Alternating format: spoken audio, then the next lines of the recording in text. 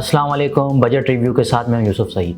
अब से थोड़ी देर पहले फेडरल गवर्नमेंट ने जो एक न्यू कोलिशन गवर्नमेंट बनी थी, उन्होंने अपना फर्स्ट जो है वो बजट दिया है और फिस्कल ईयर 22-23 का जो बजट है वो अब से थोड़ी देर पहले नेशनल असम्बली के अंदर जो है वो प्रेजेंट किया गया है। इसमें बहुत सारी तजावीज़ दी गई हैं, टैक्सेस से रिलेटेड भी कुछ रिलीफ भी दिया गया है और ओवरऑल जितना चीज़ें अब तक सामने आई हैं उसमें एक बैलेंस बजट जो है वो नज़र आ रहा है। थोड़े बहुत नंबर्स और फिगर्स की बात करूँ लेकिन उससे पहले सबसे पहले जो बजट था उसका मेन पर्पस ये है कि इकोनॉमी को स्टेबलाइजेशन फेज़ की तरफ लेके जाया जाए और थोड़ा सा स्टेबलाइज़ किया जाए। जिस तरह अनसर्टेनिटी इकोनॉमी के अंदर चल रही है तो इस तरह का बजट बनाया जाए। फेडरल गवर्नमेंट की कोशिश है कि उसे जो है वो इकोनॉमी को स्टेबलाइज़ कर सके, एक्सपोर्ट अर्निंग्स को या एक्सपोर्ट रेवेन्यू को इंक्रीज़ कर सके और उसके साथ साथ इंपोर्ट को जो है वो सब्स्टिट्यूट जो है वो किया जा सके। अगर ओवरऑल बजट आउटले की बात करें तो तकरीबन 9.5 ट्रिलियन रुपीस से ऊपर का जो है ये ओवरऑल जो है वो बजट का ओवरऑल साइज़ है। और इसमें अगर मेजर दो हमारे जो हमेशा होते हैं, एक इंटरेस्ट पेमेंट जो इसका एक्सपेंडिचर, इसके अलावा हमारे डिफेंस एक्सपेंडिचर। तो डिफेंस एक्सपेंडिचर के अंदर तकरीबन 1.5 ट्रिलियन रुपीस रखे गए हैं और अगर डेट सर्विसिंग की बात करें तो 3.95 ट्रिलियन रुपीस रखे गए। ओवरऑल FBR के टैक्स कलेक्शन की बात करें तो 7 ट्रिलियन रुपीस से ज़्यादा जो है FBR का टैक्स कलेक्शन जो है वो रखा गया है और जो पहले एक्सपेक्टेशन आ रही थी 7.2% जो है उससे थोड़ा सा कम, बहुत मिनिमल सा 7% के आसपास जो है वो बजट सेट किया गया। नेक्स्ट ईयर का अगर इन्फ्लेशन का टारगेट देखें तो 11% से थोड़ा सा ऊपर या 11% के आसपास जो है इन्फ्लेशन का टारगेट सेट जो है वो किया गया है। उसी तरह जो फिस्कल डेफिसिट का टारगेट है वो जो GDP का करंट अकाउंट डेफिसिट का टारगेट है वो कोशिश की गई है कि वो GDP का 2.2% के आसपास हो। इसके अलावा बहुत सारे सेक्टर्स के लिए फ़िलहाल अब तक जो डॉक्यूमेंट्स चीज़ें सामने आई हैं उसमें कुछ रिलीफ भी नज़र आया है और कुछ न्यू जो है वो टैक्सेस वगैरह भी जो इम्प्लीमेंट जो है वो किए गए हैं। थोड़े से पेंशन की बात करें, सैलरीड क्लास के लिए 10 to 15% जो है वो सैलरी इंक्रीज़ की गई है। 10% जो है बजट डॉक्यूमेंट में था लेकिन बाद में जो कुछ गवर्नमेंट की तरफ से कुछ बयान आए कि उसे 10 नहीं 15% जो है वो इंक्रीज़ किया गया।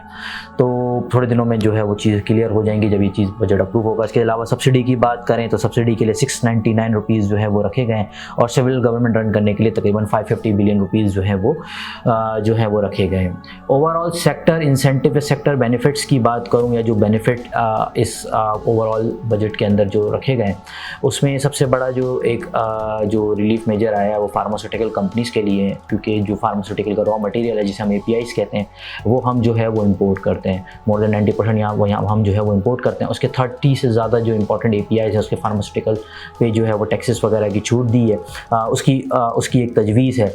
उसके साथ साथ कुछ मशीनरी वगैरह से रिलेटेड भी जो है वो क्या कहते हैं उसकी दरामद की उसकी जो है इंपोर्ट्स के ऊपर जो है वो टैक्स बेनिफिट और टैक्स इंसेंटिव से रिलेटेड बातें हो रही हैं और उस पर जो है वो टैक्स वगैरह जो है वो कम किया जा रहा है।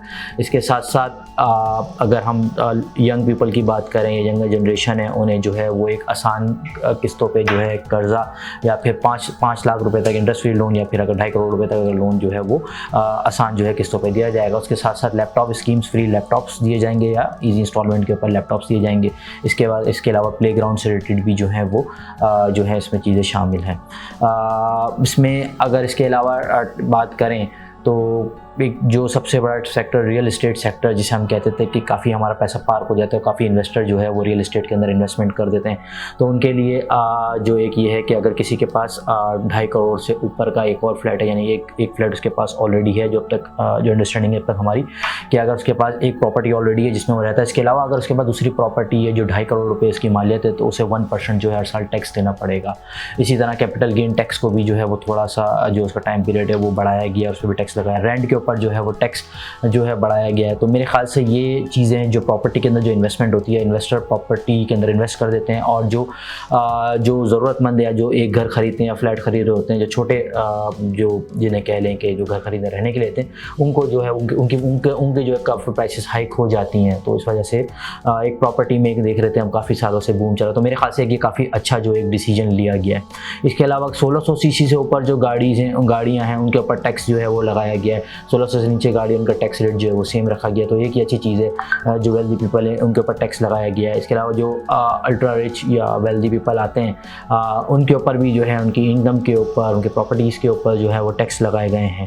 क्रेडिट कार्ड से अगर हमको एक्सटर्नल पेमेंट करते हैं उसके ऊपर टैक्सेस जो है वो लगाने से रिलेटेड जो है वो बातें हो रही हैं। बैंक्स जो बड़ा इंपॉर्टेंट सेक्टर है, बैंक्स के ऊपर जो है वो टैक्सेस लगाया गया है। बैंक का जो टैक्स था इस वक्त 35% कॉर्पोरेट टैक्स रेट और 4% जो है वो सुपर टैक्स था। इसे नॉर्मल अगर इसमें हम जो एडवांस ADR के ऊपर टैक्स है या गवर्नमेंट सिक्योरिटीज से इनकम के ऊपर टैक्स है उसको अगर निकाल दें वो डिफरेंट है। 39% टैक्स था, उसे बढ़ा के 42% कर दिया। तो ये बैंक्स के लिए जो है वो नेगेटिव खबर है। इसके अलावा IT सेक्टर्स के लिए थोड़े से इंसेंटिव टैक्स वगैरह से रिलेटेड दिए गए हैं, ये एक थोड़ी सी जो है वो अच्छी खबर है। बेनज़ीर इनकम सपोर्ट के अंदर जो है वो सपोर्ट जो दी गई है उसमें फर्दर और लोग ऐड होंगे और उसमें जो एक एलोकेशन की गई है वो एक पॉजिटिव खबर है। इसके साथ साथ पेट्रोलियम लेवी जो है उसका टारगेट 750 बिलियन रुपीस जो है वो सेट किया गया। तो एक्सपेक्टेशन है कि आगे जो फिस्कल ईयर है उसमें जो है वो हमें जो है वो पेट्रोलियम लेवी हम पे चार्ज होगी तकरीबन 30 रुपये के करीब जो है पेट्रोलियम लेवी, क्योंकि जो बिल के अंदर है मैक्सिमम चार्ज कर सकता है पाकिस्तान। तो आगे आने वाले दिनों में मेरे ख्याल से पेट्रोलियम लेवी जो है वो इंक्रीज़ होते हुए नज़र आएगी। इसके अलावा जो स्पेशल इकनॉमिक जोन्स हैं, 3 स्पेशल इकनॉमिक जोन है जिन पर थोड़ा बहुत काम, वहाँ पे इलेक्ट्रिसिटी और गैस से रिलेटेड जो है वो उस पर उसकी सप्लाई के लिए जो पैसे रखे गए हैं। डैम्स के लिए पैसे रखे गए 100 बिलियन रुपीज़ PSDP के अंदर से। टोटल PSDP का साइज़ जो है जो फेडरल का है वो 800 बिलियन है। इसके अलावा प्रोविंशियल का भी है, तो दोनों मिला के तकरीबन टोटल जो है 2 ट्रिलियन से ऊपर हो जाता है। तो ये एक अच्छी डेवलपमेंट है कि अगर ये फुली यूटिलाइज होता है तो मेरे ख्याल से सीमेंट और स्टील सेक्टर जो है इसका थोड़ा सा बेनिफिशियरी हो सकता है, क्योंकि डैम्स वगैरह के अंदर जो है पैसे वगैरह ये चीज़ एलोकेट किए गए। इसके अलावा टारगेटेड सब्सिडीज से रिलेटेड पैसे एलोकेट किए गए। यूटिलिटी स्टोर्स के लिए जो है वो पैसे जो है वो एलोकेट जो किए गए हैं। कुछ इंडस्ट्रीज रॉ मटेरियल जिस पर रेगुलेटरी ड्यूटी ख़त्म कर दी गई है और कुछ ऐसी चीज़ें जिनके ऊपर रेगुलेटरी ड्यूटी लगाई गई है। जब ये क्लियर पूरा एक डॉक्यूमेंट आएगा डिटेल, तो उस वक्त जो है वो ज़्यादा बेहतर जो है वो उस पर जो है बात की जा सकेगी कि किन के ऊपर टैक्सेस लगाए, किन के ऊपर टैक्सेस जो है वो नहीं है। इसके अलावा म्यूचुअल फंड्स पे जो एक इन्वेस्ट करने पे एक टैक्स बेनिफिट मिलता था उसे ख़त्म करने की एक तजवीज़ है। तो ये थोड़ा सा म्यूचुअल फंड्स के लिए नेगेटिव है, पॉसिबली हो सकता है कि स्टॉक मार्केट के लिए भी थोड़ा सा इसके ऊपर इम्पैक्ट है। इसके साथ साथ जो प्रॉपर्टी के ऊपर टैक्स लगाया, मेरे ख्याल से ये प्रॉपर्टी से जो है वो टैक्स जो आपका कैपिटल है वो हो सकता है कि कैपिटल मार्केट में है, तो कैपिटल मार्केट के लिए ये पॉजिटिव हो सकता है। इसके साथ साथ इनकम टैक्स जिसके ऊपर काफ़ी वो हो रहा था और इससे पहले खबरें चल रही शायद 30% इनकम टैक्स लगा दिया गया है और शायद बहुत ज़्यादा टैक्स लग जाएगा सेलेक्ट क्लास के ऊपर। तो जो 1 लाख रुपए तक महीने के कमाता है, यानी 12 लाख रुपए साल के कमाता है, उसको इनकम टैक्स एग्जम्पशन दे दी गई है। तो 100 रुपये के करीब जो उस पर साल का टैक्स लगेगा। जो 2 लाख रुपये तक कमाता है उसके लिए भी टैक्स स्लैब जो है काफ़ी जो है वो लोअर रखा गया है, इतना कोई ज़्यादा नहीं है। लेकिन जो 2 लाख रुपये से ऊपर कमाता है उसके लिए टैक्स स्लैब बढ़ा है और टैक्स के जो स्लैब्स हैं जो पहले काफ़ी ज़्यादा 12-13 होते थे उसे कम करके 6-7 पे जो है वो कर दिया गया है। तो एक ये थोड़ा सा जो हायर इनकम कमाते हैं उनके लिए एक थोड़ा सा एक बर्डन आएगा सैलरीड क्लास के ऊपर। इसके अलावा हॉस्पिटल्स बनाने के लिए जो 50+ बेड्स हैं उनके लिए थोड़ा टैक्स रैशनलाइज किया गया है। कुछ कस्टम ड्यूटीज़ वगैरह, रेगुलेटरी ड्यूटीज़ वगैरह उसको रैशनलाइज किया गया है। जो आने वाले बैठे बाटे डॉक्यूमेंट जिस तरह आएंगे उस तरह जो है वो थोड़ी सी चीज़ें जो हैं वो क्लियर होंगी। तो ओवरऑल अब तक जो चीज़ें सामने आई हैं और जो चीज़ें अब तक हमने डिस्कस की हैं, एक अगर मोटी मोटी बात करें। अच्छा, इससे पहले एक और चीज़, डिविडेंड के ऊपर काफ़ी बातें हो रही थी कि शायद कोई वन टाइम जो है वो OGDC या एक्सप्लोरेशन कंपनीज या पावर सेक्टर्स इस तरह के लिए कोई एक वन टाइम डिविडेंड, खासतौर पर जो ऑयल एंड गैस सेक्टर के अंदर कंपनी को डिविडेंड इस बजट में रखा जाएगा।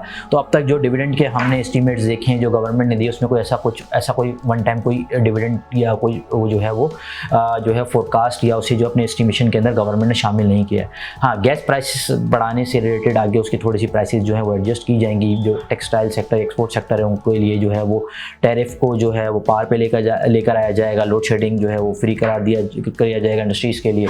इसके अलावा आगे आने वाले दिनों में अगर क्या कहते हैं टेक्सटाइल अगर गैस प्राइसेस बढ़ती हैं तो मेरे ख्याल से ये थोड़ा सा वो इसमें एक चीज़ भी डिस्कस है कि थोड़ी सी गैस प्राइस एडजस्ट होंगी। उसके साथ साथ कुछ पैसे जो हैं वो पावर सेक्टर और गैस सेक्टर का सर्कुलर डेट उतारने के लिए भी ये भी थोड़ी सी हिंट दी गई है कि थोड़ा कुछ जो है यहाँ से रिलीफ मिलेगा। इसके अलावा ट्रैक्टर से रिलेटेड बात करें, एग्रीकल्चर से रिलेटेड बात करें, एग्रीकल्चर में जो है काफ़ी टैक्स रिलीफ दिया गया है और ट्रैक्टर पे जो 5% सेल्स टैक्स लगता था वो 0% जो है वो कर दिया जाएगा, ये प्रपोज है। तो मेरे ख्याल से ट्रैक्टर की जो कीमत है वो जो है वो काफ़ी हद तक जो है वो कम हो जाएगी।